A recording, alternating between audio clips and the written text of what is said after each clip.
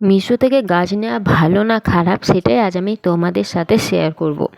মিশো থেকে আমি অনেক রকমের গাছ নিয়েছি, তার মধ্যে প্রথমেই দেখাচ্ছি এই আম গাছটাকে।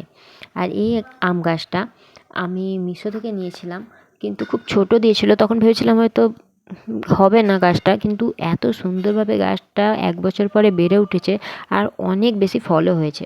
তারপরে আমি নিয়েছিলাম এই ড্রাগন গাছটা।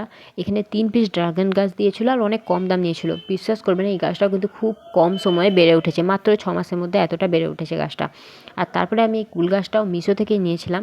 আর কুল গাছের অবস্থা তো তোমরা দেখেই বুঝতে পারছো, প্রথমে যে গাছটা এসেছিলো মাত্র একটা ছোট ডাল, দেখে মনে হয়নি গাছটা বাঁচবে বলে, কিন্তু 1 বছরের মধ্যে এই গাছটা এত সুন্দরভাবে কুল চলে এসেছে, তোমরা দেখলেই বুঝতে পারছো যে কত সুন্দর। আর অনেকবার এটায় ফল এসেছে আর ঝরে গেছিলো, কিন্তু এই ফার্স্ট টাইম এটাতে কুল এসেছে।